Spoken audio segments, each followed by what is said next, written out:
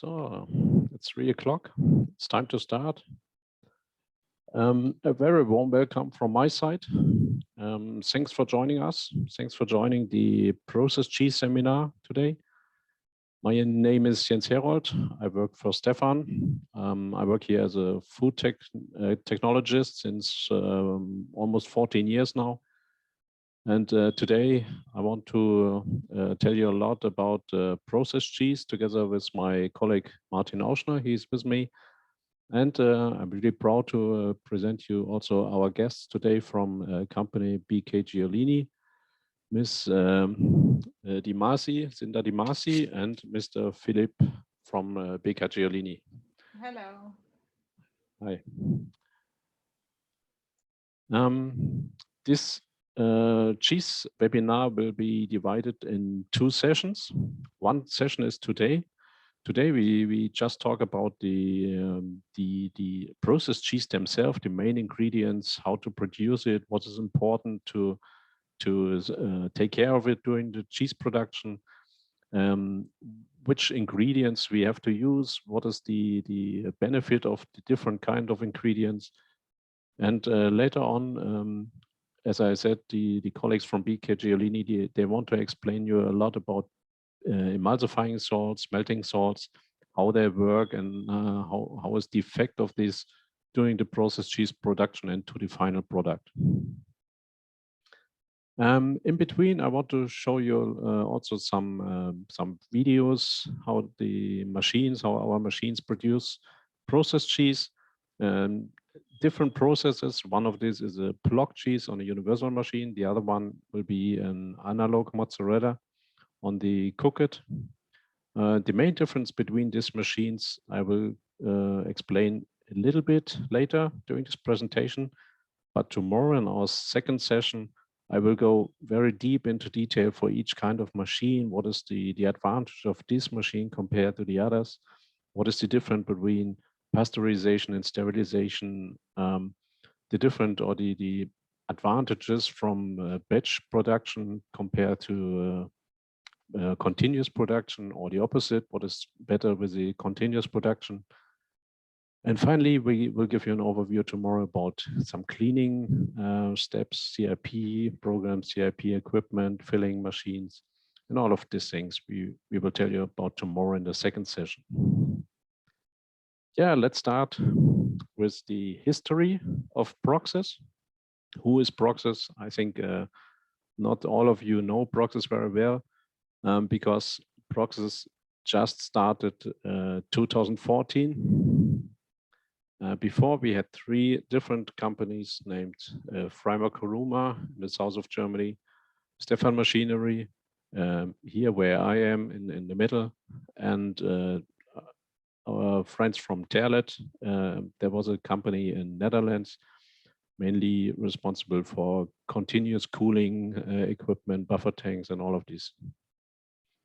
Yeah, 2014 we built the Proxys group, and since this we work together under the umbrella of Proxys. We have still all 3 brands available, but the main group name is Proxys. That's why you see on the market, you'd see just Proxys or Stefan by Proxys, all of these. Yeah, when we go to the processed cheese, we have to think about what is cheese, what is real cheese, what is the difference between real cheese and processed cheese. Of course, the real cheese is made out of milk. It's a product made out of milk, curd, and all these natural ingredients from the cow. The main difference to the processed cheese is that you will use this material, what you produced before, the natural cheese, the curd, the cream, the milk, the butter. All of these ingredients are ingredients for the processed cheese production. Not only, but some of them we will use for the processed cheese production. If you think about processed cheese, the field is so wide. It's not only that you have this basic triangle portion, what you know if you think about processed cheese. It's a lot more than this. For example, here in the pictures, you can see that you can a lot of different, and these are only the spreadable types of processed cheese. You can get it in jars, you can get it as a square portions. You can get it in a basic triangle cheese with different flavors in as a plain product, or with herbs, bacon, shrimps, whatever you want. It's quite flexible, even in the in tubes or as a dip, as a nacho cheese dip. That's also a spreadable processed cheese. It's slightly different to the others because you also use some starches or stabilizers, but it's still a processed cheese.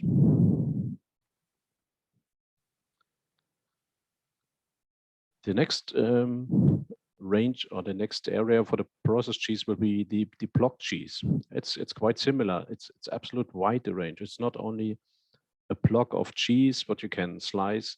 It's so much more. You can, as you can see on the left hand side, you can fill the cheese in forms like a sausage.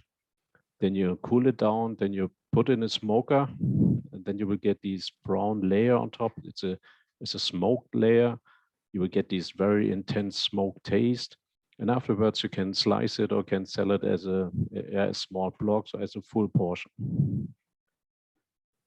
Underneath, you can see it's a basic block.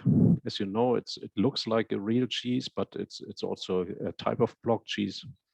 You can shred it afterwards as a pizza topping if the cheese is good remeltable, or you can keep it as a slice on a piece of bread or on a roll or whatever, on a sandwich.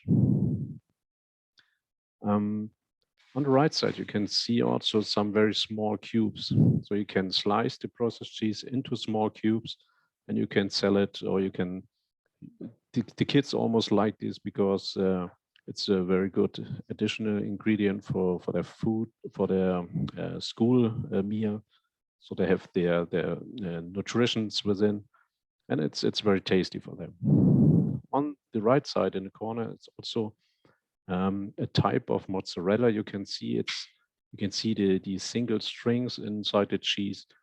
It's still a processed cheese, but you can simulate the real benefits of the real cheese. It's quite just a question of the process, how to produce it, and of course what you put into the product.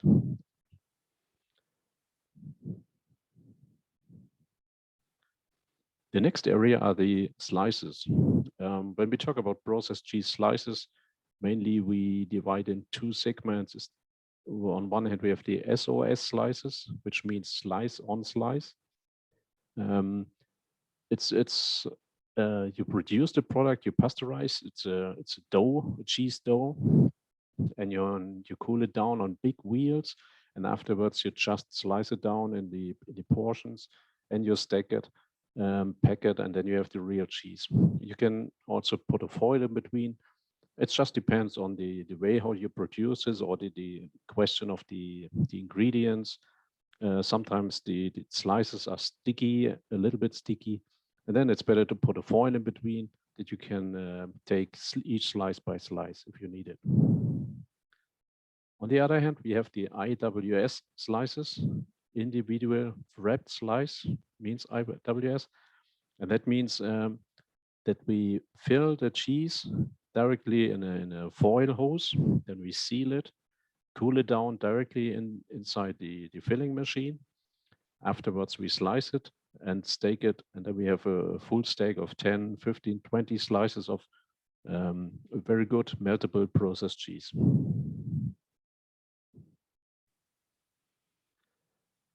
Additional to all these, let's say, basic processed cheese types, we also have some very interesting alternatives.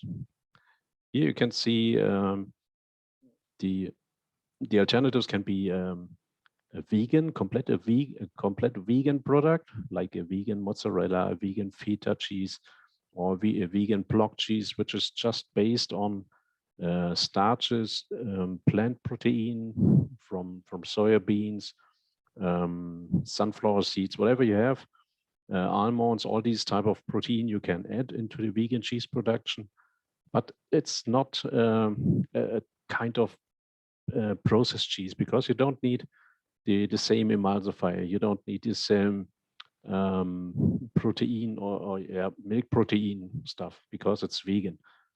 But also we have the hybrid products, which is an alternative cheese. We call it analog cheese. The analog cheese is also based on milk protein, which is casein, for example, rennet casein, and also additional with emulsifier, with melting salt, water, fat. You have to add all of these, of course. But then you can simulate a real cheese, like you see in the corner. It's the analog mozzarella cheese. On the right-hand side, it's also a vegan mozzarella cheese. You see there are a lot of different alternatives on the market. It's not only that you get these milk proteins, these natural proteins which you use in the processed cheese production. If you have any questions in between, please use our F&A field. There you can add all these questions. And my colleague Martin will answer all the questions directly. And of course, also Philip or Zinda can also answer this question if it's for them or for both. Feel free to ask all your questions. So now we go to the main ingredients.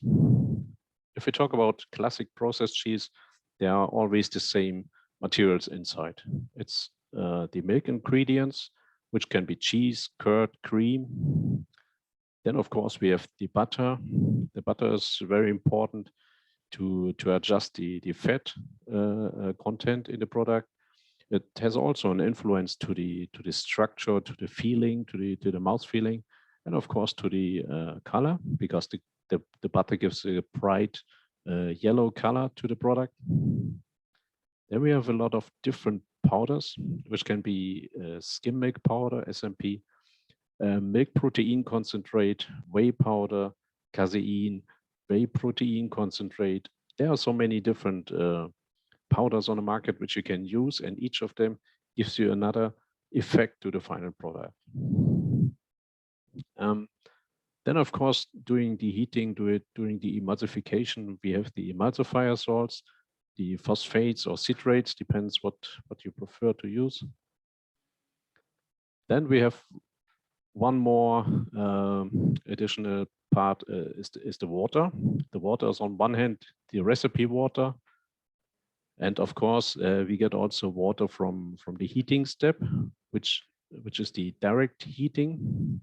The direct heating is made with steam, and the steam converts to water, and this water is also part of the recipe, which we have to calculate from the beginning. And finally, we also can use rework. We do not have to use rework, but we can. It's a very big benefit for us that we can use it, because rework it's already produced cheese, and we don't need to waste it. We can use it in the next day production or in the same day production. There are some points what you have to take care of if you use the rework.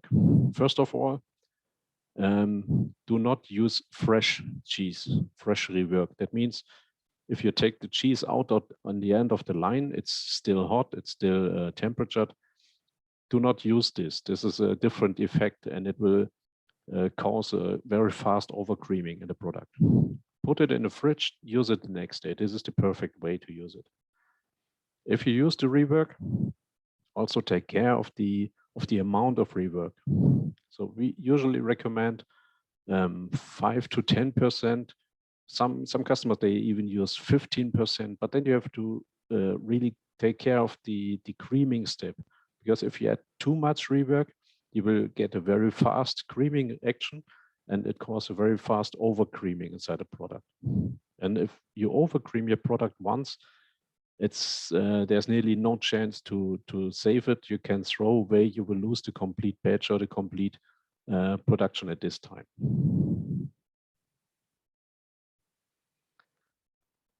So what is the influence of the natural cheese in the product?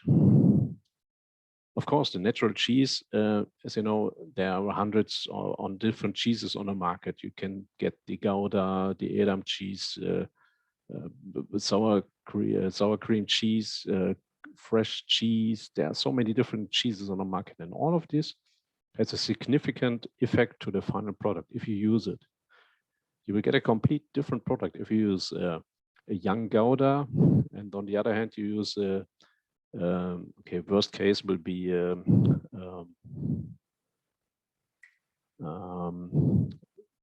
Grande Padano from Italy, for example, with 18 months age, for example. That will be the worst case. Later, I will explain why. If you have a very high quality product, the amount of natural cheese should be between 50 and 80%. Of course, it's not everywhere in the world, but you can also replace this with some kind of protein powder, like the skim milk powder, whey powder, MPC, or whatever you have on site. The perfect selection is according your final structure, which you want to get, which you want to reach at the end. Do you want to have a spreadable cheese, a block cheese, or any other kind of cheese? And of course, it has also a big influence to the texture, to the taste. Of course, it's quite important, the taste, and also on the pH. About the pH, our friends from BKG Olini will also go in detail a little bit later. I've seen in their presentation in the morning. But of course, the texture and the taste, it's very simple. You have a slice of Gouda, very young Gouda. It's very bright, it's very milky taste, it's very flexible. And on the other hand, you have a aged Gouda, which is, I don't know, 12 months old or 14 months old. It's a complete different color. It's yellow. It's a very strong, intense taste, and all of this has a big influence to the final product.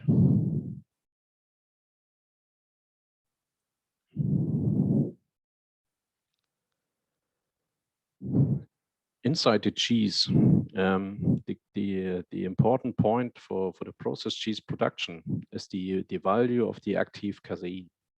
The active casein is on a very young cheese, let's say 1 month, 2 months old, it's very high. It's 98 to 95% the active protein. And as older the cheese is, as lower is the level of active casein.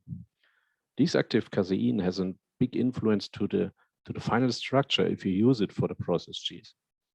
For example, if the active casein is very high, you have a high amount, or you have a high ion exchange inside the product, and this will be very good if you want to produce a kind of block cheese, a slice, for example, IWS or SOS slice, because this is needs to have a very long structure. The protein chains needs to be very long, but not that creamy, not that soft like you get from the creaming effect. As lower the active casein is, as higher is the creaming effect to the final product. So this just is an example. If you want to have a perfect cheese, you have to decide a very good mix, a very homogeneous mix of young cheese, medium-aged cheese, and old cheese. Old cheese, I mean, it's 12, 14 months. So here you can also see the amount of active casein. If you want to make a block cheese, like a remeltable one, a toast slice, or a pizza topping, or some string cheese, like in analog mozzarella, for example, you should have about 85 to 90% of intact casein in the product. If you want to produce slices or sliceable portions, like a block cheese, which you want to slice afterwards, you need at least 85% of active casein inside the cheese. That means a lot of young cheese or young casein. You can also replace the young cheese with some powder. The powder is also a very good provider of active casein. And for the spreads, for spreadable cheese, like triangle portion, square portion, jars, tubes, whatever, you need at least 75 to 80% of active casein. And if you see these numbers, you can also understand why you need to have a mix of young cheese, medium-aged cheese, and then old cheese. If you just add a lot of old cheese, it's a bit more expensive, of course, the recipe. And it has a very big influence to the color, what I said before. And also it's a very strong taste, which is very good for the processed cheese, of course. It's a very easy sign of a good quality. But the perfect way is to have a good mix of all of this.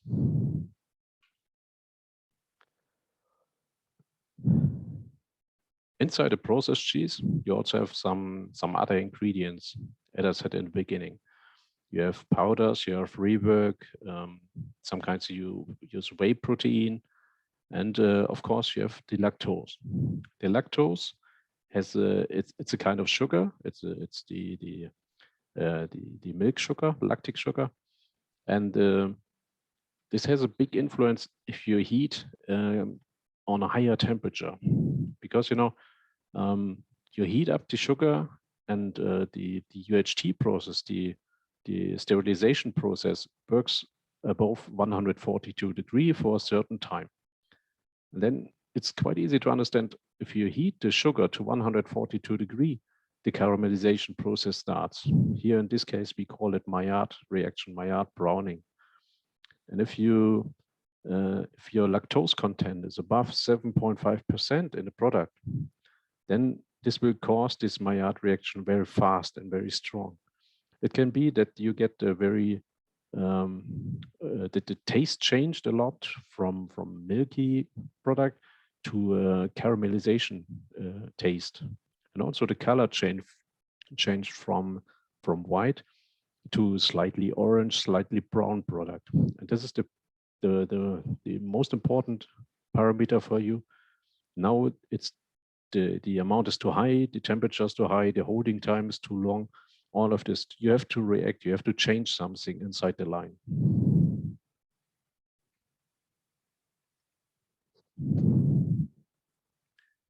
And of course, the lactose gives also a sweeter taste to the product, as you can see. So when we talk about whey protein, the whey protein is it's a binding material. It binds some water, but it's not supporting the formation of the gel network. Of course, it will bind some water, but if you want to build up the real cheese structure, you need some kind of casein or milk protein or milk powder. This gives a much better influence to the gel network. The whey protein helps you to build up the viscosity, but decrease the meltability. That means it's very good to have a block cheese, but if you want to slice the block or grind the block as a cheese topping or as a remeltable toast slice or whatever, you should choose some different powder instead of the whey powder or the whey protein, because with the whey protein, the slice will not melt afterwards. It will keep the structure of the cheese slice. And if the whey protein denaturates by too long heating step, for example, you will also get a very sandy taste in the product, which is not good. So rework, we talked about the rework. The rework is it's a very good supporter if you need to start up your production. You start the viscosity. For example, in the continuous line, you have the UHT line. You go through the line doing the UHT heating step. You will lose the structure of the cheese. The viscosity goes down to very low level. And afterwards, you have to rebuild the structure inside the creaming tank. And if you have some rework in the product, it will help you a lot to reduce this time in the creaming tank, to rebuild the structure quite fast after that. As you remember, the lactose, of course, you have a part of lactose inside, and then you have the cheese too long time in the creaming tank because you have to build up the structure, and then the product starts changing the taste and the color. So in this case, as I said before, you have to change, you have to react something. You have to, the easiest way is to start your production with rework, to build up the structure in the creaming tank, and then you can work continuously the whole day without any issues inside.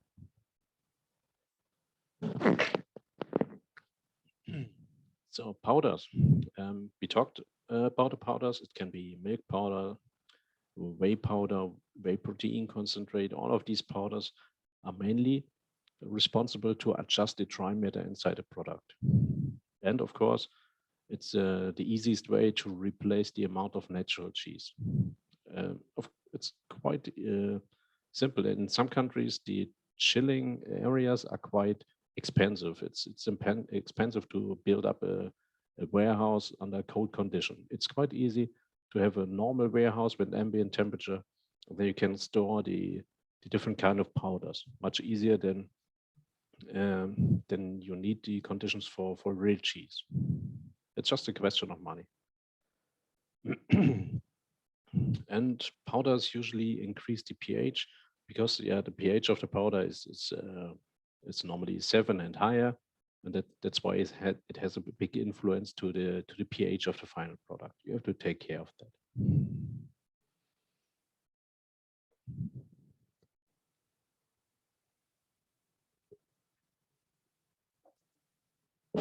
So now we go from the ingredients of the cheese, we go to the technology, how to produce it, what is important during the production. So the important parameters for the processed cheese production are the quality of the raw materials, really important. It's completely different if you have a if you have a young cheese, if you have an old cheese. Is it an off-cut, or you have some cheese powder? Do you produce your own cheese and use it later on for the processed cheese production? Or do you get these off-cuts from anywhere else? Is it old? Do you have some molds in between? It's quite important to check the quality and to make sure that you have a constant quality. Otherwise, your final product will also change from time to time if you change the raw materials. And the cheese has the biggest influence to the final product. The next is the heating method. Heating means you can pasteurize the product, which is about 85, 95 degrees Celsius. And on the other hand, you can sterilize the product. What is from 140, 142 degrees for a certain time. In our line, we sterilize the product between 4 to 16 seconds on 142 degrees Celsius to make sure that we reach the right F value, to make sure the product is already sterilized, even the thermophile spores are killed, to make sure that the microbiology is okay. The different ways to heat, the direct steam injection or indirect heating, has also a big influence.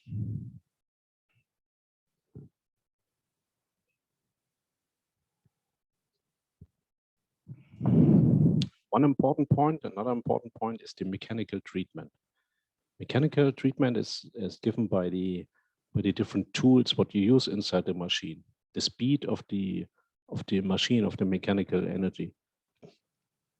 And of course, the additional equipment what you have in the line. Is there a homogenizer, for example? All of these you have to take care of, because all of this gives a kick, let's say, to the product, and starts some kind of chemical processes inside.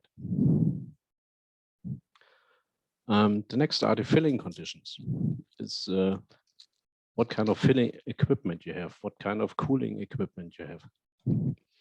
For example, you produce the same product, you fill it under same conditions. One part of it, you cool it down quite fast. You put it directly in the fridge. For example, a block cheese. And the same product, you cool down very slowly under ambient temperature, and you put it into the fridge on the next day. And after a few days, you slice these blocks in slices, and then you compare it. You will see a complete different product. These slices under ambient temperature, very slow cooling. They are flexible, they are not sticky. These slices can be stacked directly on top. The other ones, which cool down very fast and very quickly, this cheese is very breakable. It's quite difficult to slice it down, and the cheese will be also sticky on the plates. So it's completely different. It's quite important to understand what kind of cooling conditions you need, what kind of filling conditions you need. Another point is the pH value. The pH is important or is responsible for the fat emulsification, for the taste, of course, and for the consistency of the product. For regular block cheese, we have a range between 5.6 to 5.8 in the pH. And for the spreadable cheese, we usually recommend 5.7 to 5.9, maximum 6 in the pH. The taste, if the pH is too low, and normally we use the citric acid for the pH adjustment. And if you add too much of it, you will taste it immediately. It gives you a slightly sour lemon taste. And then you see, except from the structure, of course, it will have an influence to the structure, but also by the taste, you will see the pH is too low, there's too much citric acid in. Then the emulsifying salt, as I said in the beginning, has a big influence. Depends on the type of salt. It's a monophosphate, diphosphate, but all of these details you will get later on in the second part of the session today.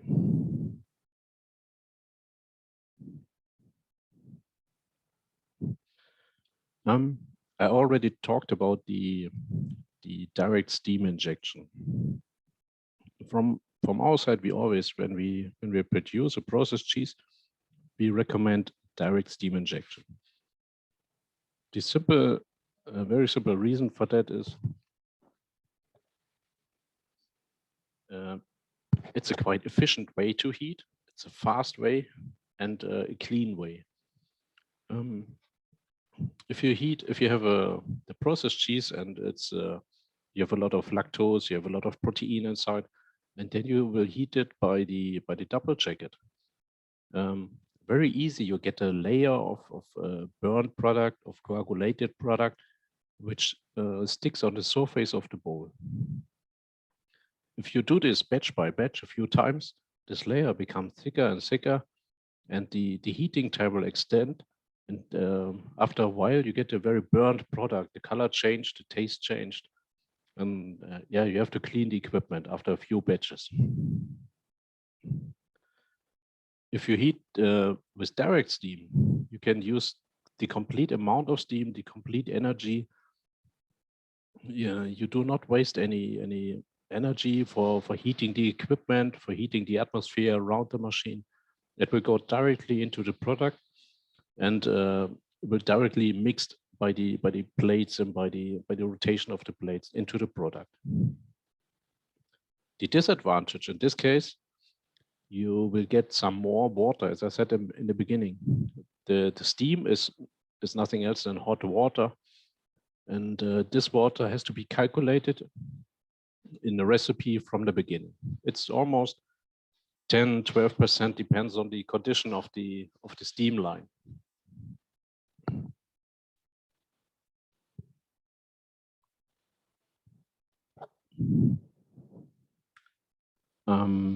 Of course, also the nutrition value. As faster you heat, as shorter is the heating or holding time, the heat holding time, it's more nutritions you can save inside the product, which gives you a much better nutrition value inside the product. That's why we always recommend direct steam injection instead of indirect heating.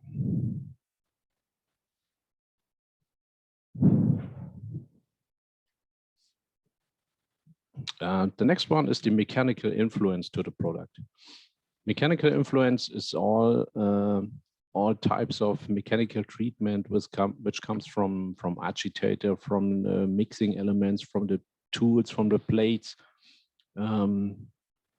additional mechanic action from discharge pumps, from the buffer tank with an agitator.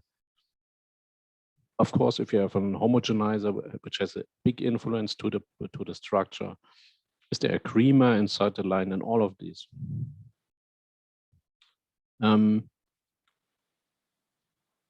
an example, I want to produce a block cheese. And for the block cheese, I have to decide very slow, very gentle mechanic action against the product, because I want to have a very high viscose, very long structured cheese, very long protein chains. I don't want to cut it down. I don't want to have a short structure. I want to have a very nice block cheese structure. And this is also only possible if you use a very gentle mixing, use mixing tools, unsharp tools instead of knives. All of these are very important things to build up the structure, to see the difference between the block cheese and the spreadable cheese. The spreadable cheese, all the spreads, it doesn't matter, spreadable triangles, jars, whatever, they tolerate much more the higher action, the more aggressive shear force against the product. You can use wave cut blades, you can use sharp blades, you can use the homogenizer. In some cases also you have to use it, otherwise you will not rebuild the structure afterwards. Oh, a thunderstorm starts here. Okay, so a very simple example. If you have the UHT line, I already explained, we heat up the UHT at 142 degrees. The viscosity went down immediately and we have a very liquid, very low viscous product. The next step will be we go into the creaming tank and rebuild the structure. For rebuilding, we need mechanical treatment. We need a special mixing arm inside the creaming tank to build up the structure. And as I said, if you have a very low amount of creaming action inside, if you have the wrong emulsifier or you don't use rework, the creaming takes a while. It can be 15 minutes, 20 minutes, something like this. And that's why I recommend, as I said in the beginning, add some rework. Even in the first batch, you can increase the dry matter in the product a little bit. It will help you to start up your line, to start the production of UHT cheese.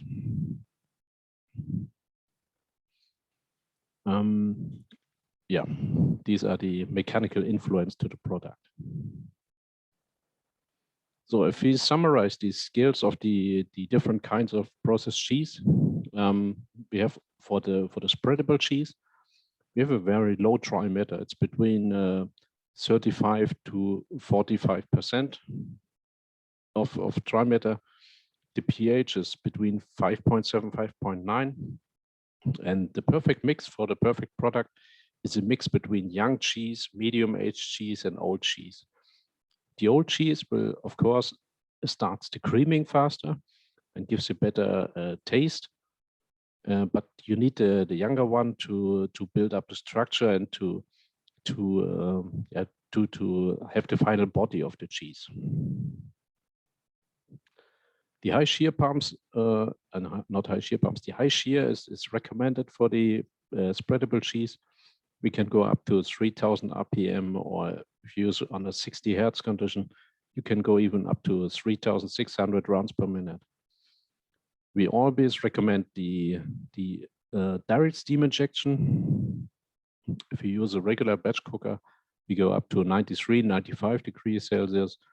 Or during the UHT process, we go up to 142 degrees Celsius for a certain time. This is the sterilization point.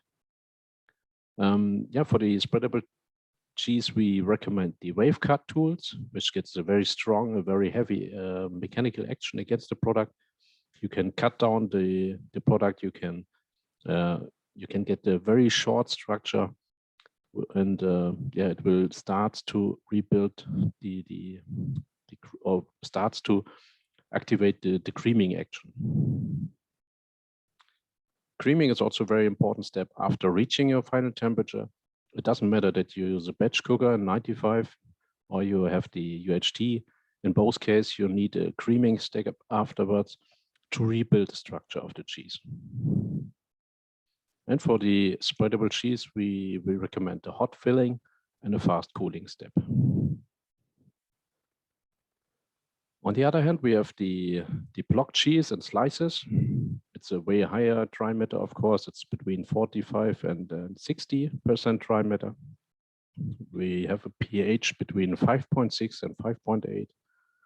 And the amount of young cheese is way higher because we want to have these cheese grid inside. We want to have the structure and the body of the cheese, and therefore we need more younger cheese instead of older or medium-aged cheese. For the block cheese, we need very slow mechanical action, very gentle action, like a screw cooker or slower speed in our machines. We can go down to 300 RPM for the cooking step, but for the pre-cutting, pre-mixing, we can go even higher to 900 RPM, 1500 RPM, because the chemical reaction, the emulsification step starts at about 60-65 degrees Celsius. And before we come to this area, we can go with even higher speed against the product. The mixing tools are different compared to the spreadable cheese. Here in this case, we use the mixing elements, unsharp tools, all of this without the aggressive mechanical action. In this case, we have a higher risk for overcreaming because the product themselves is high viscose. And if we add on this stage a creaming step, it can be very fast that we overcream the product.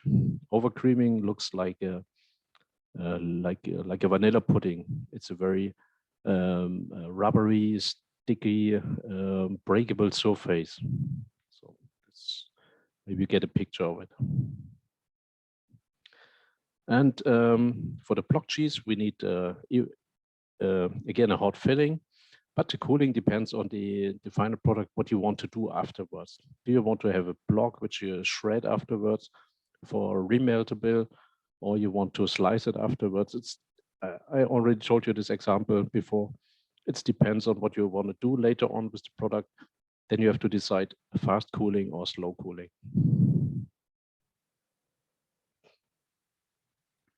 Our machine, as you know maybe, or you can see it here, is equipped with a high-speed mixer on the bottom and a gentle mixer on top of it on the lid. The high-speed mixer on the bottom cut down the product, build up the homogeneous mix, and push the product down to the bottom. And by the physics of the bowl, you bring up the product up to the lid. And then the gear motor, the scraper, will take this product and bring it back on top of the plates. So you have a much more efficient cutting effect compared to a normal blade or normal cutter. Then you have just a cycle rotation. You don't have these internal circulation like you see it here. It's easy to understand. We always recommend to tilt the machine in an angle about 10-15 degrees, because then you will even have a more efficient mixer, because you lift up the product, and then it's like, I don't know how to explain, it's in a bakery shop. If you make whipped cream, for example, you never put just the bowl on the table and then you stir it inside. You always put it in your arm, and then you lift up the product, you lift it up, and then you will, no, it's not double, but you will support your cutting effect. You will have a much better mixing, a more homogeneous product inside. It will support a lot. And that's why we recommend this position of the machine. We call it working position. Yeah, the machine is able to get with different kind of tools. You can get from very sharp tools, wave cut knives, straight blades, to cut bigger blocks. If you have a cheddar block or butter block or whatever, you can use the big blocks and cut it down to the final structure. Or if you have a pre-grinded product or just a mix of different ingredients like powders, fat, something like this, then you can also handle it just with the mixing elements, what you see here on the right-hand side. It's unsharp, it's just a a kind of mixing. Another big benefit for our production is the vacuum process. The machines, almost all machines are equipped with vacuum, and the vacuum, the first function, of course, it's to create a bubble-free product, of course. You want to have a very shiny surface. You don't want to see any air bubbles on top of it or inside the product. Even after filling, if you put it into a jar, a glass, you don't want to see any air bubbles inside. That's why we use the vacuum, and we work complete under vacuum conditions. And the second benefit, of course, is you will extend the shelf life, because during the deaeration, you also take out the oxygen, and you solve the oxidation step inside. And this will help to increase the shelf life. Not that much, but of course, a little bit.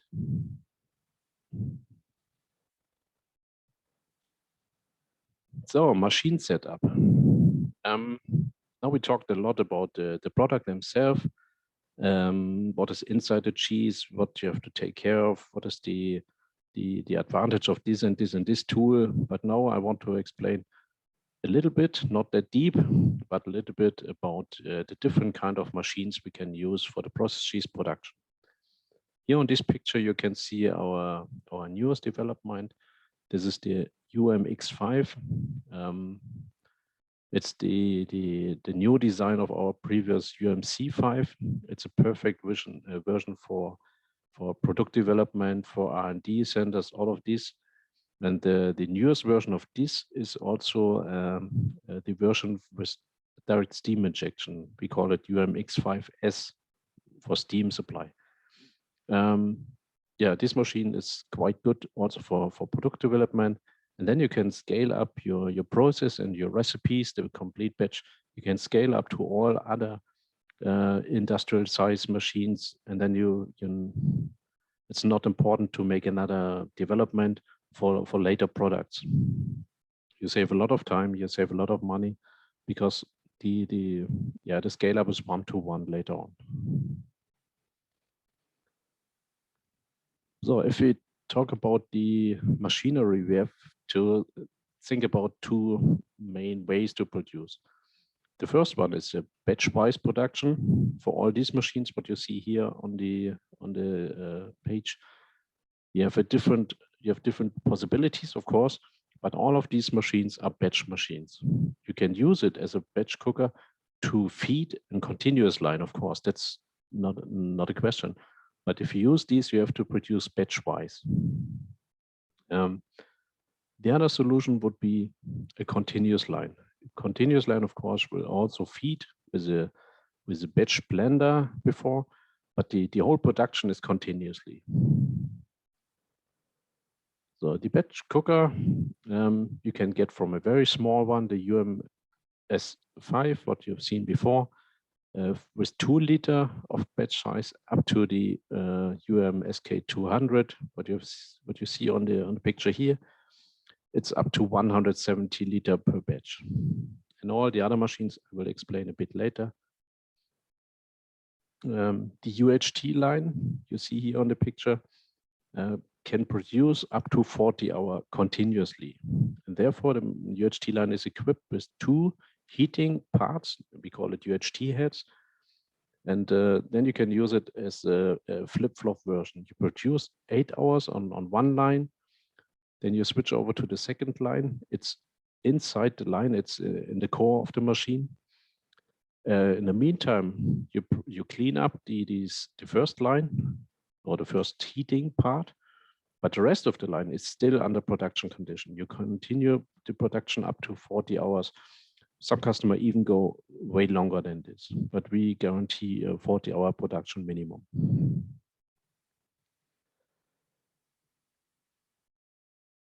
So here we have these the Combi-Cut and Universal machine. These are the 2 machines with a high-speed motor on the bottom to cut the blocks, to cut the product down, create a homogeneous mix.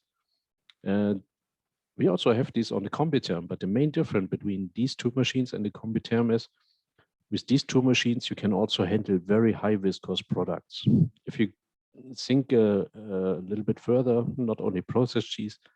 A good example will be almond paste or marzipan in this case, or surimi, for example. These are very high viscous products, very heavy masses. Even a dough we can produce here quite easy because we can discharge it by a wider hole. For example, the combi cut can be equipped with a bottom slide, and then you open the slide and the complete batch will drop down to a trolley, to a cheese wagon, or whatever you have underneath, the complete batch. It's not that you need a pump or a discharge valve or something like this. And the same you have on the universal machine. You see here on the picture, the machine is equipped with a discharge valve, but just because the machine is quite flexible, you can make low viscous product, which you can discharge by the valve. On the other hand, you can use it also for high viscous products like the block cheese, like the imitation mozzarella, like marzipan, for example. And then afterwards, you tilt the machine, and then you empty it into a trolley, into a hopper for the filling directly. This is the biggest advantage, the flexibility of the machines compared to the other ones. And here we have the combi term on the right-hand side and the Vacutherm.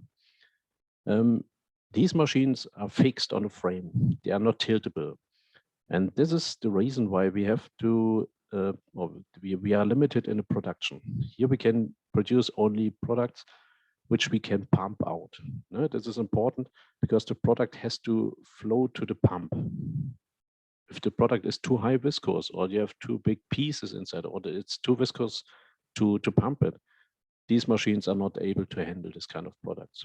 But for medium and low viscous products like a spreadable cheese, something like this, or tube cheese, jars, all of this, the machine is perfect. You can use it for the cutting, for the emulsification very well. And later on, you pump it out to a buffer tank or to a, for example, the Combitherm. It's a very common base or starting point for a further UHT line. You can use one or two if you want, depends on the capacity.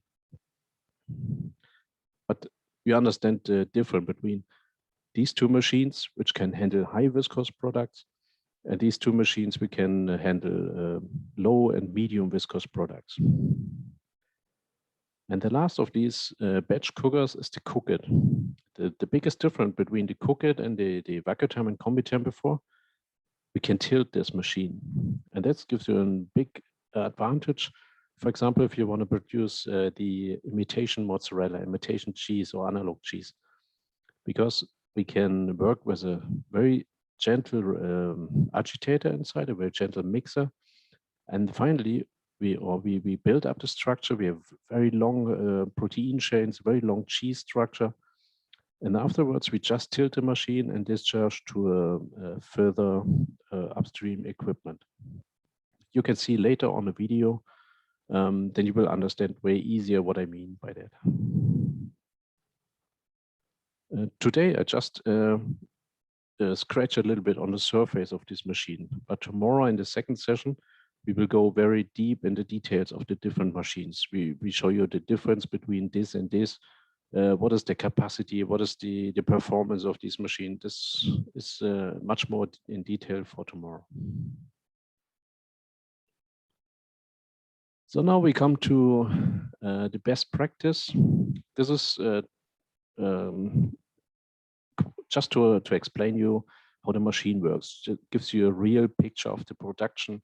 We have some pictures of the cheese production. Here in this case, we have a vegan cheddar cheese production. And later on, I will show you two videos.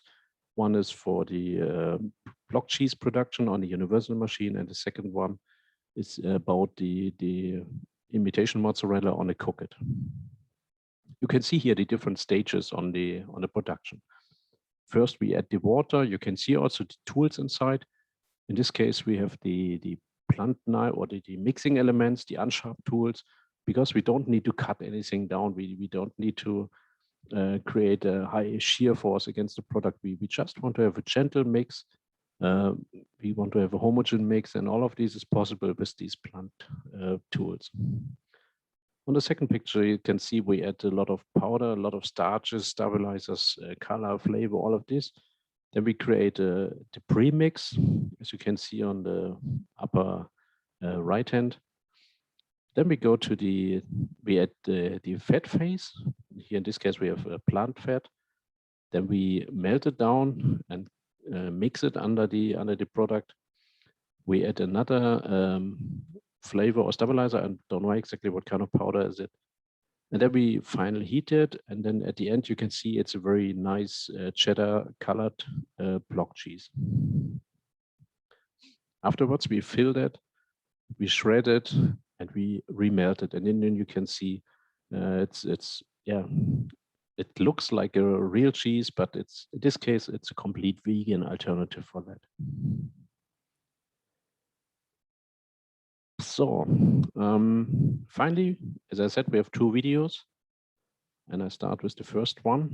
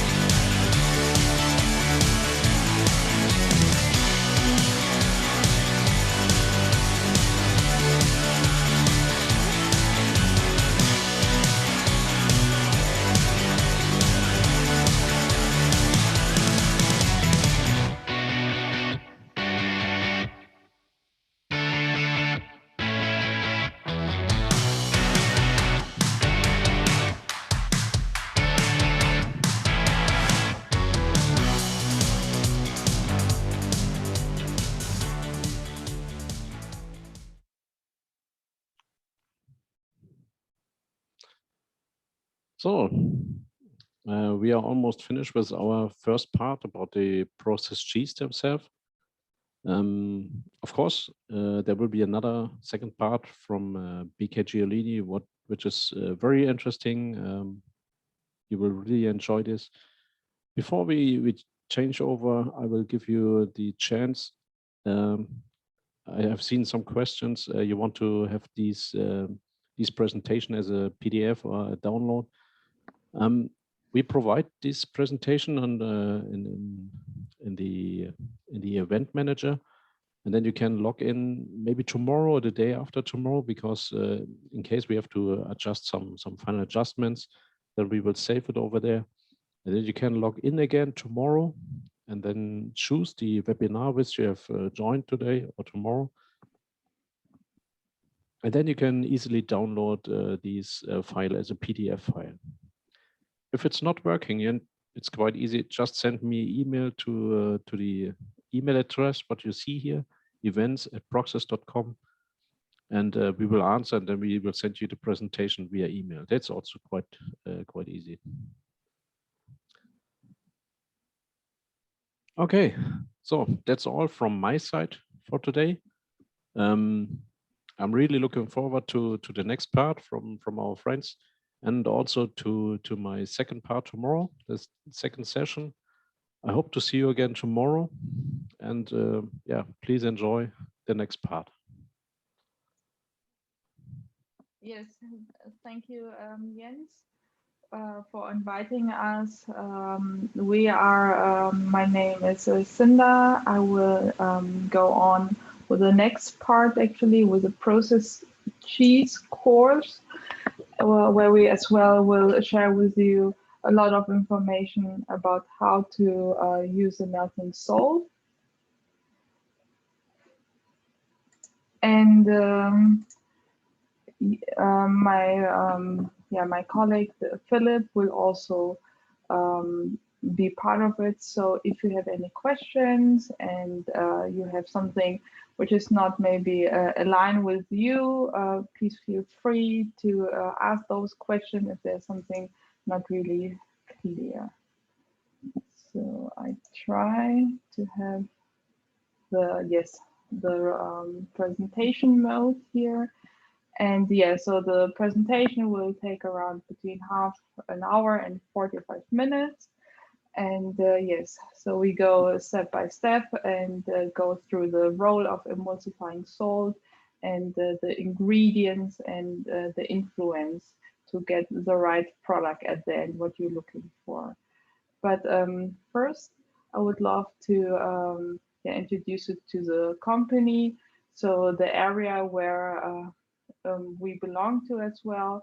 So we are not only in the dairy and beverage area here involved, but we are also here in the meat and poultry involved, where Tari and Brifisol are mentioned. In the bakery area, we have the vegan and vegetarian and flexitarian products, which are the plant-based protein, for example, and as well in the infant nutrition here. But yeah, these are actually the area where Philip and we are working on this field actually. So actually, what is actually all the application are involved? These you can see on the next slide. So the application in our department where we are a lot involved are the processed cheese, the yogurt, the cream cheese, and as well the UHT milk and the cream area and all the protein beverages. If you're looking in terms of the key trend, what we more and more see as well is a cleaner labeling. So the area where we reduce E numbers, protein enrichment like protein drinks and other dairy application with enrichment of proteins, and as well the extended shelf life, so it has a long shelf life in the same way as the sodium reduction. A lot of you are familiar with the Yoha product and the branding of the BK Giolini company, as well as maybe BK Plus and Solvay Tourism. Yes, so what is actually the processed cheese? What does it mean? Where it comes from and how we can describe it? And to be honest, it is not easy to have a really specific 2 sentence to describe the processed cheese. And you will hear many different descriptions on this, but it is a product which is homogeneous and stable, resulting from the melting of natural cheese with emulsifying salt.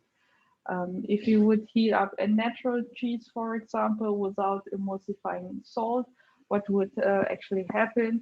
You would see a fat separation and you would not see any homogeneous result out of it by heating actually only cheese. So what you need is emulsifier actually to help out. And today we will learn a lot about this. And if we talk stable, then it's really up to how you depend on your target, actually on the final target, because it is in one hand, if you look to the long shelf life to have it stable, then yes, it is for example for the triangle cheese.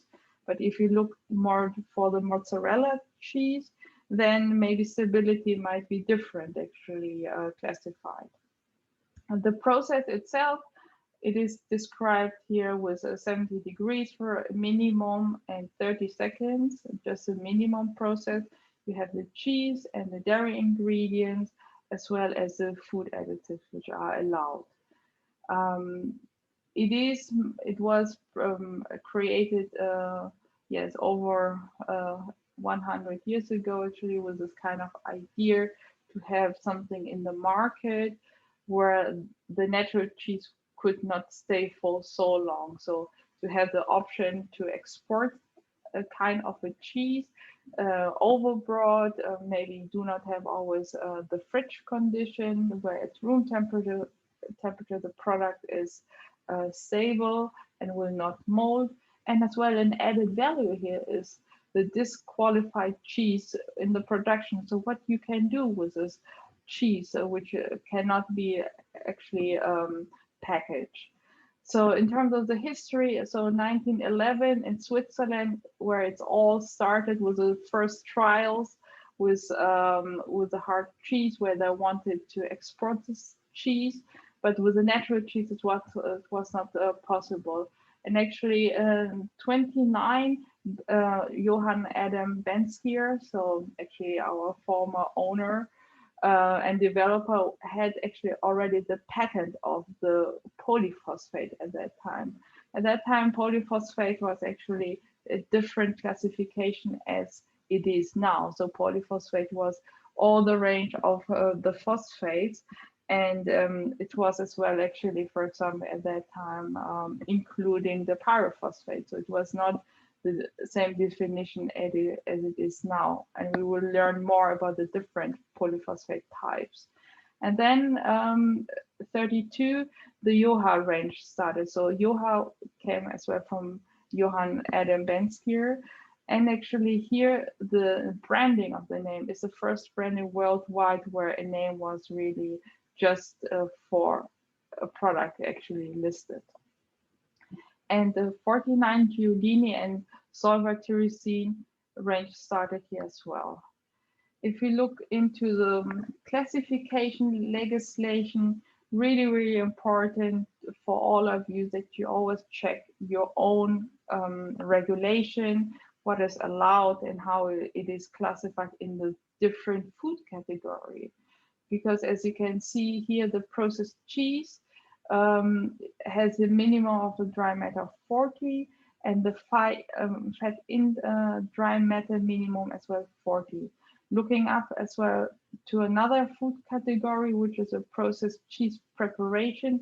Here you see it has another minimum, which is 25. But here what is allowed is to use hydrocolloids in your recipe alone or in blend with other food additives which are allowed.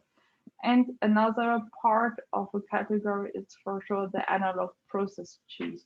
So here you can use the food, it is a food preparation, ingredients, plant-based ingredients. So here very important always to check what is actually allowed to use. This is just a short example actually from our side where we want as well to show you more about the regulation, for example, in Europe, the 1332, 2008, how it is classified. You have the different food categories here. For example, we have the food category, the processed cheese, where you have defined here the E numbers of the product of the phosphates. And here as well, you have here a maximum level which is allowed in your food product. So 20,000 ppm is allowed. But always important to see as well how it is expressed. In this kind of case, in the European regulation, it's PT05 expressed. So maybe in your area, in your country, it might be expressed in another kind of units here. So please always check it. So does it mean I can use 2% actually of our YoHub product? No, actually not, because our YoHub product has between 40 and 68 PT05. That means the maximum level what is allowed is between 3.5 and 4% of our YoHub product. With this kind of high level, we are actually overloaded. So that means you do not need to take the maximum dosage, because with lower dosage you will already have a good result and do not need to increase it in such a high level. And as well, might be as well not also good to use this kind of high level. So let's go actually now deeper to this kind of processed cheese and how it is basically the composition. And this is just an example of a spreadable type. So the dry matter is here 43, the fat in dry matter is 50%. And very interesting, if you see, this is 100% our processed cheese of a premium spreadable type. You have 57% water. So actually this part is actually not a high value in terms of money. But if you look to your dry matter, we have 43% dry matter. This kind of dry matter, you can divide it again to the fat. Fat has here in this kind of position 21.5% of fat, but the fat itself, it will not give you actually the structure.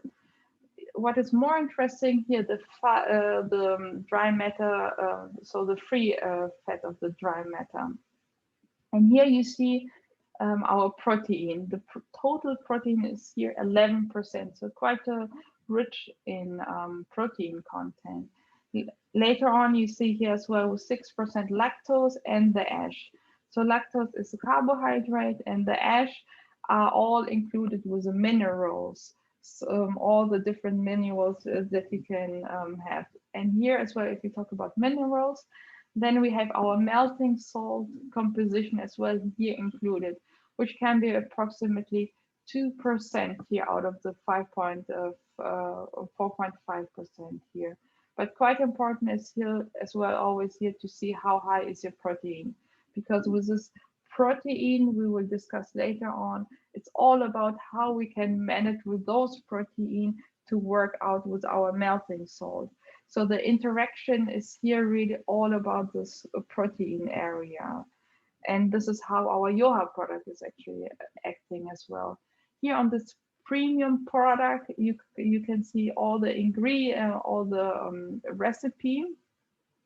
In the same way, we can reach out this same structure and texture with a low-cost version. Here in this kind of way, we have the starch actually included, but also different YoHub product as well. And yeah, at the end, how you can find out, if you go to the supermarket, you see a processed cheese, which you like to maybe as well produce, or as a new R&D project, how we can do it. Actually, you read out of the nutritional value already here, you can learn a lot of information. So here, if you calculate the protein, the carbohydrate, the fat, and as well all the minerals, these are the components of the dry matter of your product. So with this, it can give you some guidelines for you. On this slide, I would as well like to show you the area of the influence of the raw material.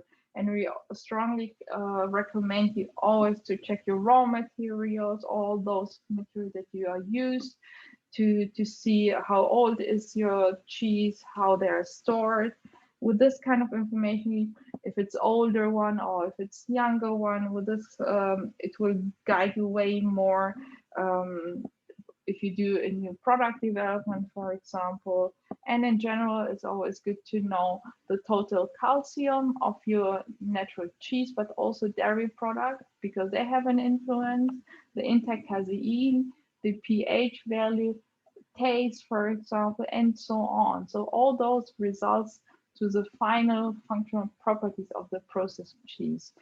If someone is asking how much natural cheese do I need to use in my processed cheese, it really depends what kind of recipe you have and how rich in natural cheese you want to have it.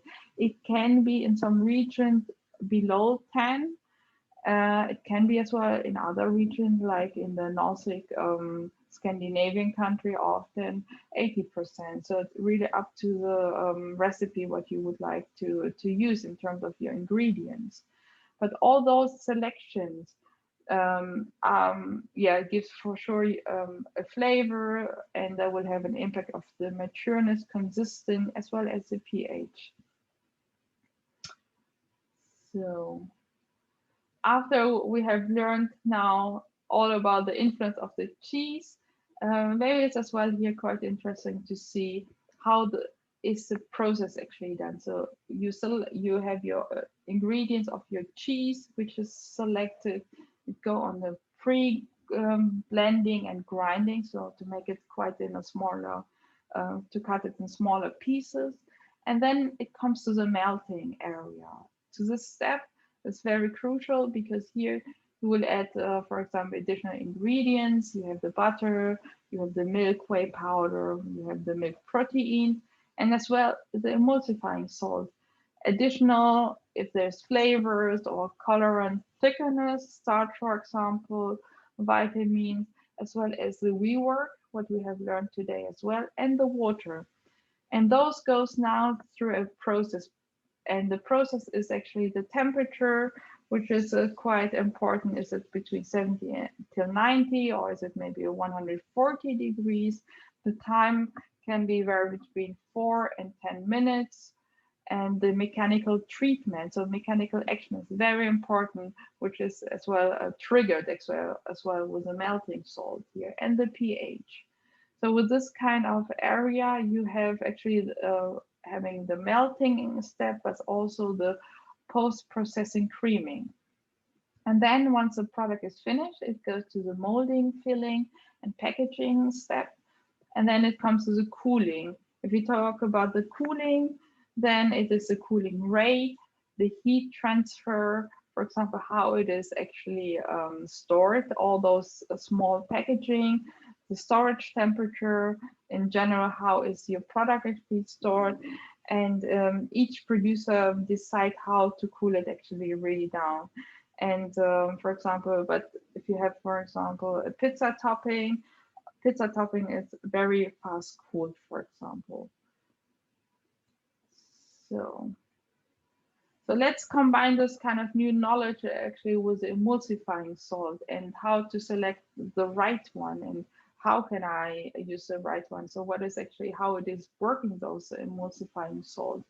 So we have to ask ourselves as well, how much ion exchange do we need? So the ion exchange capacity or the binding of the calcium ions, which is coming from the dairy part of the ingredient. How much creaming do we need actually in this kind of target? The creaming action is as well here very important. And quite crucial as well, the pH correction. So do we need to go up with the pH or actually lower? What is actually the pH of the raw material blend, and how or where should I end actually in terms of the pH? And with this, you will find the right Joha emulsifying salt. But one more thing, there is no life without phosphate. So if we go through it, all our body contains phosphate, and it's quite common to use phosphate this is just a slide that you can read for sure later on. So now I would as well love to show you this kind of a table. And this kind of table, it's a European, it's a European codification of the dairy and cheese where the phosphates are used. And here you can see all the different types of the product of the phosphates, and as well here with the E and double E and 3E and the coefficient. So this is something that you can as well read by yourself later on. So let's go now back to the properties of the phosphate, which are used in the emulsifying salt. There are in general 4 different classifications, and those 4 different classifications we will learn now slowly more and more what is actually the function behind this and why they are actually useful to use it in processed cheese. So the first group, what I can describe here more is the mono or orthophosphate. Both names are used in the same way. So how is this monophosphate working? So the monophosphate is a strong buffer, has a strong buffer capacity. So with this, you can have really a good stable pH management, what is important as well. One of the monophosphate is our TSP, which has a pH of 12. I know the pH is quite high in this kind of matter, but yeah, it does not mean that the pH should be in your final product 12. But for sure, more you have higher pH, more you have this kind of saponification taste, but which is as well not not interested for a lot of processed cheese. The second group is the pyrophosphate. The pyrophosphate, what can the pyrophosphate do? So the pyrophosphate here, you can see the 2-phosphoric here involved. It has a strong buffering capacity, not as good as a monophosphate, but it has a good ion exchange and very strong creaming reaction. And here actually this is quite interesting of the creaming reaction, because pyrophosphate, they play a role with a viscosity. So it really reacts direct with a protein and boosts actually the texture. It reacts quite strong, and therefore it should be really controlled. Otherwise, the viscosity might be too strong in this kind of matter. So here, a good ratio of the pyrophosphate are more than needed. Otherwise, you can block, for example, your tubes.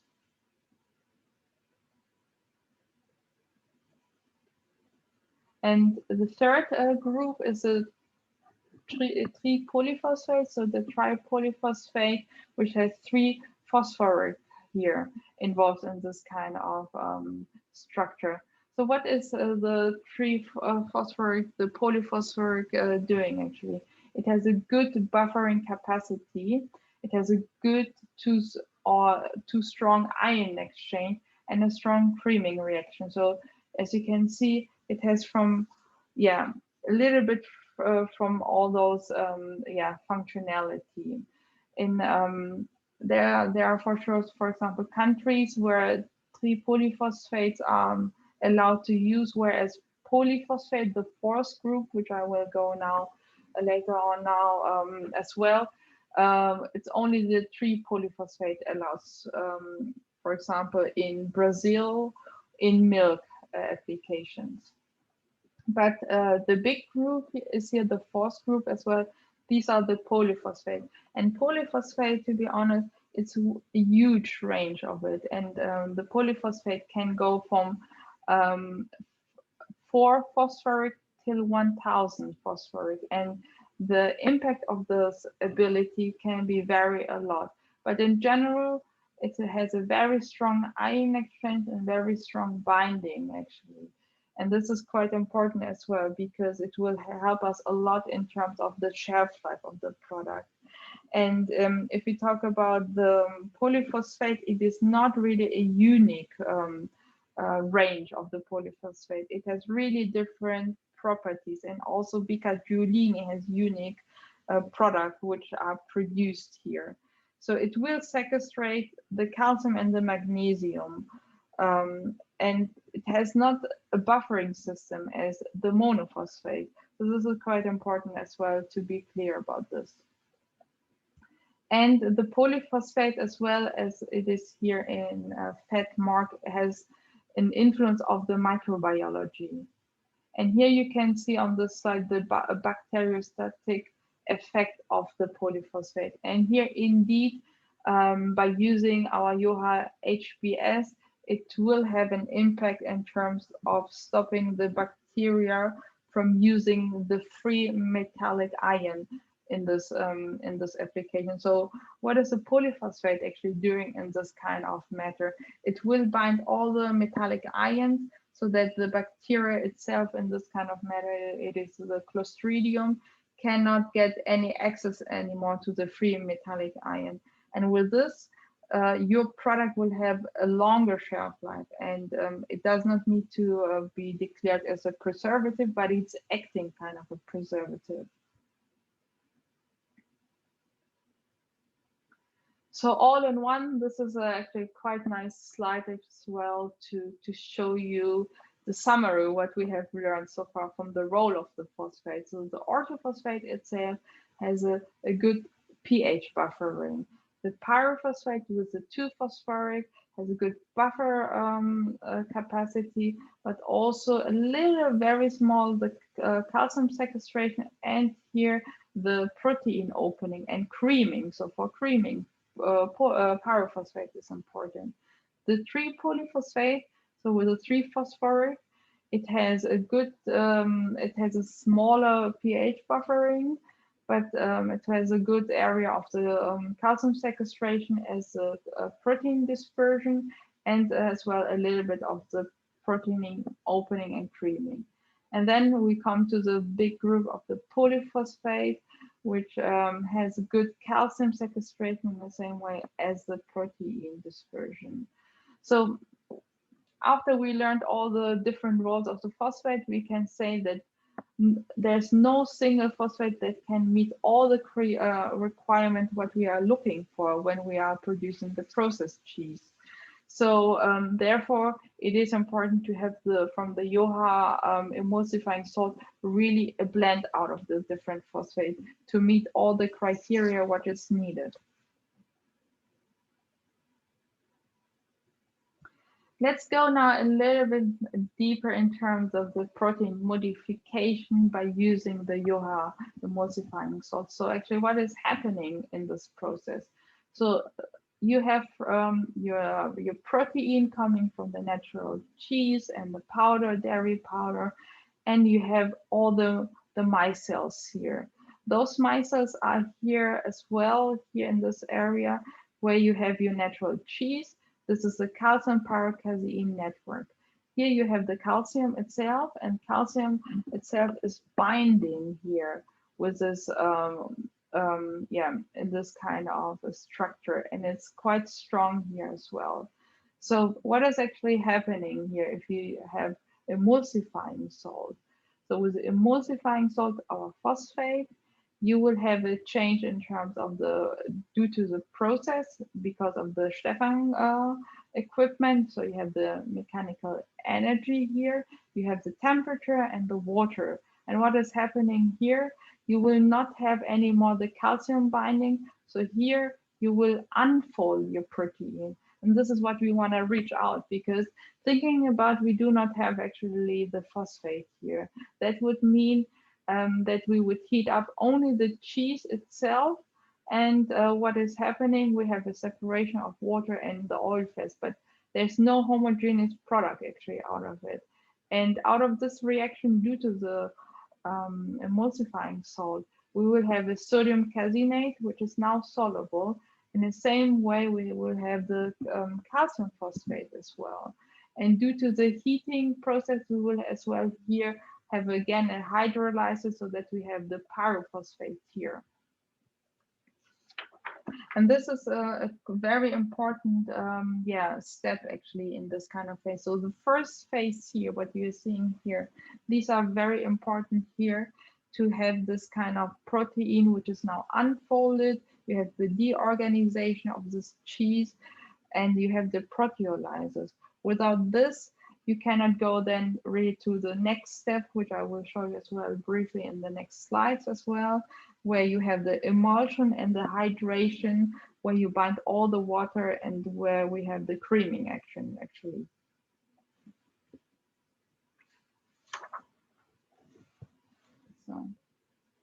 So let's go back to the process and link it always what we have learned so far. So before you start to produce your processed cheese, this is actually the area here where you have the temperature, all your ingredients, which are in the Stefan heated up. At 65 around degrees, this is the area where the melting salt will start actually to work in the same way, where you have the casein dispersion. And here around 70 degrees, you will have the fat emulsification here. Up to the temperature that you will reach here at this time, you will have the creaming area. So the creaming area where you build actually here all the structure, what you are needing to produce a processed cheese.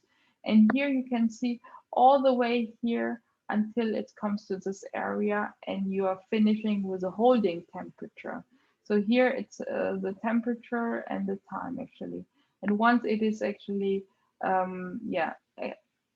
coming into the pH monitoring, this is the area actually where you normally can monitor the pH and adjust it. But once the holding is finished, then it comes to the cooling. In all the area where it comes to the cooling, we have the casein aggregation and the gel network formation. So very important, and it goes, this kind of structure is going all the way until your product is packaged. But here, before it comes to the minimal filling, the temperature is actually going down, and it's temperature of 75 degrees, your product should be actually filled.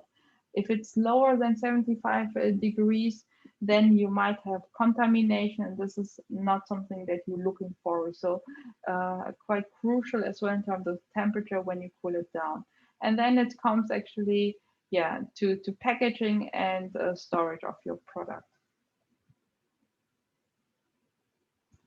So this is again as well something to show you from another angle what we have learned so far. So the raw materials, you have the cheese, you have the powders, and you have the rework. On the other hand, you have the preparation of the raw materials, the unpacking, weighing, and as well as the grinding. But if it's come to the process itself, then it's really the first step, very important, to destructuration. So the destructuration, how it is happening, this is why we are today here. It is coming to the physical due to the Stefan equipment, and the chemical due to our melting salt actually. This is a very important area where you really open the protein micelles actually. And this is very, very important. Without this kind of step where you open the cheese itself, and here as well important as well, if you have an older cheese, opening of this protein will take a shorter time than if you would have a younger cheese. If you have a younger cheese, you really need more mechanical action and the right emulsifying salt that you really get into the micelles. And then it comes to the phase 2, the hydration and the emulsion. And the third phase is a restructuring. So restructuring, building up the right consisting and viscosity of your product, of the processed cheese. We often get a question about how can I calculate the right dosage, what I need from your YoHa product. And there's a general rule in terms of emulsifying salt, how you can calculate it on the raw materials. We say in general rules, it's approximately 3% of the raw material. including the cheese and the protein powder. So this is a roughly area what you can consider. If you, for example, have casein as an ingredient used as a protein source, here you will have to use higher dosage. So 3% would be actually not sufficient to use. You need way more higher dosage to actually to open the casein.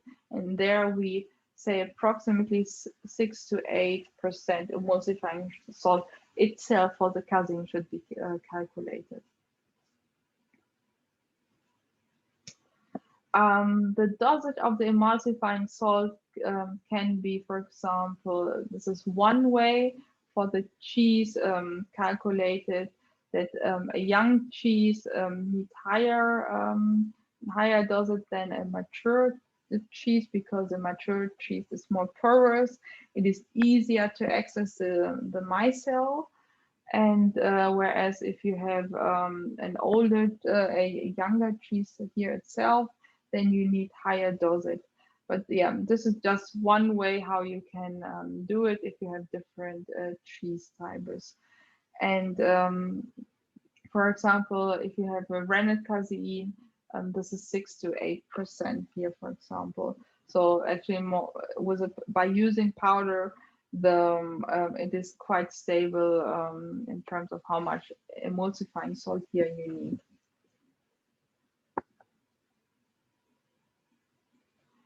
As a summary here about the YoHa functionality, it has varied functionalities, as you can see on this phosphate tree. So it can have a emulsifying agent, it can have buffering agent, dispersion agent, it can have a stabilizer, an ion exchange, sequestration, to sequestrate the calcium. It can have as well the protein modifier and the mineral supplements. So there are a lot of different functionality by using YoHa and not only one. So let's actually summarize the parameter, what we have learned today in general to influencing the creaming. So the first is as well the raw materials, your natural cheese, the age, the dry matter, the pH value, the intact casein in one hand, but as well we learned as well the emulsifying salt are important here to know what is the right emulsifying salt here, what is specific to your need required actually. Filling agent, we learned as well about the powders can be used. We work pH value, so finding the right pH, we will come to this point on the next slide. Melting process, so all the energy which has an impact, the time, the temperature, mechanical action, as well the post-processing, so when the creaming is starting, the cooling rate, and as well the storage temperature, so how you will store it at the end, your end product. So this is actually quite interesting that pH has a matter and pH should be measured on your final product, because this is how you can get a lot of information, because it will affect the consisting, the taste, and the color are all affecting by the pH value. On this area, you see the pH between 1 and 8, and this is how it is actually if you have milk and you go with the pH lower and lower, what is happening? You will have here at 4.6 around the isoelectric point. Before, if here in this kind of area, if you have the, for example, the milk, it is negative charge of the casein, and more you go here with lower pH, more it is less a charge, and that means you will here in this end up here in this kind of area that you have a gel formation, and this is for example often needed if you produce yogurt. But in this kind of area it is quite crucial, because here if you have a pH of 4.6, thinking about you eating a yogurt, getting with a spoon in, in your yogurt, leave it a little bit. What is happening in the yogurt? You will have synerases, so you will have water, because the water is not good binded. It has no binding capacity. In this area, the protein itself is actually not functional as it is to other pH values. So therefore, if you produce processed cheese, this is between 4.4 and 4.9 in an area where it should be very cautious, because if you would heat up your product in this kind of area, you will find out that it's very grainy and not something that you might be looking for. If it comes to the fresh and cream cheese, the pH is between 5.0 and 5.3. And again, here, if it comes to processed cheese, we learned as well about pH in the table of Jens. The pH can be between 5.5 and 6.0. So it was a good smile here behind this. So if you get the data sheet from Becca Giulini, then there's as well here, what kind of information can you get? And these are very helpful actually for you if you do new product development. You can see here the E numbers from our side. What kind of E numbers are you having here in this product? And we learned as well PTO5 content. PTO5, here out of this, you can calculate the maximum dosage which is allowed in your region, yes. But then we come to the functional properties. Here with the functional properties, I'll make it a little bit bigger here. You can see out of this information of the technical data sheet, the creaming action, which is here medium strong. And then we have the iron exchange, which is also in this kind of same range, and as well the pH shift. So with the pH shift, you know where this is coming from. And this is the place where I would like to show you just a nice example. So selecting now the right emulsifying salt. We have a huge range of different emulsifier, and it's very important as well to know what kind of product you can use. So in that example, you're doing a trial. Your cheese blend has a pH of 5.4. You are using our Yoha S9, which is raising up the pH of 0.2. So you end up of a pH of 5.6. But your target is here 5.7. So what you need, you have to raise up the pH of 0.1 with our Yoha Tenu. On the other hand, is actually you have the same condition of the cheese blend 5.4, and then you are using the Yoha S4. The Yoha S4 itself is dropping down the pH of 0.2, so really opposite to the Yoha S9. And then you end up of a pH after melting of 5.2.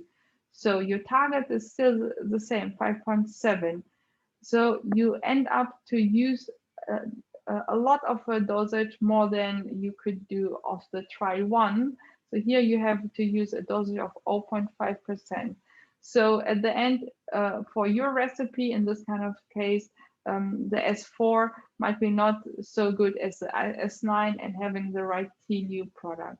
So if it's something like this as well happening, you can call us anytime and we will check it as well. What kind of emulsifying salt is the right one here for you.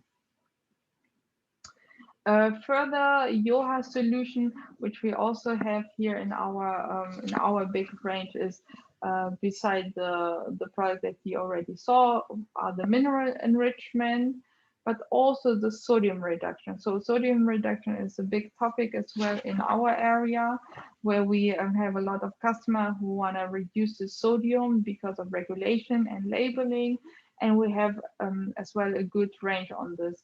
As well as a bacteriostatic solution, what we have learned today as well.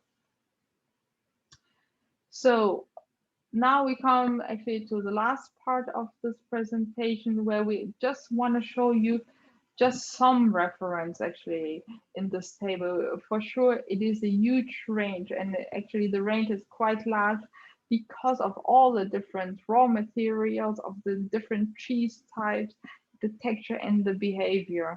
So therefore, you need to have different references. But in this table, we only have just once something actually what we would as well like to show you. For example, if you have a spreadable in tubes, then it is actually, for example, a good idea to test the S9. Here as well, you always have the declaration of the E numbers, and important here, the ion exchange and the creaming action, as well as the pH shift. More and more we come to this step that our customer wanna, for example, have reduced E numbers. And for example, our Johad P110 has a labeling with a polyphosphate. So with one E number. But here as well, important as well to say, by having one E number means it's not one polyphosphate, but it's a blend of polyphosphate itself. And we learned polyphosphate are quite unique and they have really different properties itself. So as well here, by using one E number, we can come as well closer to this, to reducing E numbers. On the portion or triangle bars, we have, for example, here again, P130, which is as well quite often used. And then in terms of the block for slice and shredded without melting, we have, for example, a good seller, which is the C Special. Here you can say here is no creaming actually needed. So for this part, it is not needed for the block cheese. Whereas here, the ion exchange is very important. And if you look for the block for slicing and shredding with a little bit reduced melting, our S230 is something that is should be considered to use. If it's about toastable good melting, we have our product, which is the PZ7, which is as well a citrate in this kind of formulation included. And then it's about here the pH correction. We have learned today that T-new is rising up the pH, but we also have something to drop down the pH, which is our Johad K. And here it's dropped down to 1 till minus 1.5 down.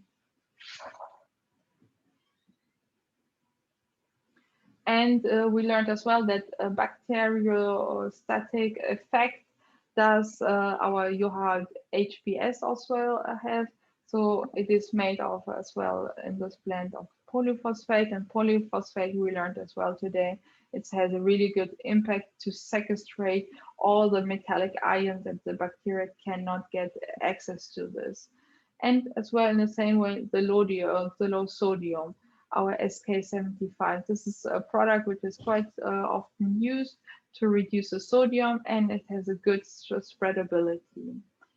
For the cream cheese preparation, our Turisine FK6 is something as well in this kind of application, which is a good bestseller in our portfolio. But as you know, we are not only working in the processed cheese area, we also work in the milk, where we stabilize milk, and here as well we have something to offer. So many thanks. This is the end of our presentation. I hope we could give you a lot of details about our range of Bicaggiolini, and I hope we can hear from you soon with the requests, and if you have something, please come anytime to us. Thank you. Thank you very much, Cinda. Yeah, I want to thank you again for your time and that you supported us today. Thank you, Cinda. Thank you, Philip, for your answers in the chat. It was a great pleasure to meet you, and of course, dear customers, it was also a great pleasure to meet all of you. And I hope I can see you again tomorrow for our second session. We will start like today, one session in the morning, German time, 9 o'clock, and the other one in the afternoon, 3 o'clock, same times like today. Yeah, I'm really looking forward for that for tomorrow. Thank you again for joining us. If you have any more questions, we will leave the chat open for a certain while. you can still ask us. And otherwise, you can also send us directly an email. You can send some questions to the event at proxys.com. We will answer to all of these questions. Thanks again. Stay healthy and have a good day today. Bye-bye. Bye.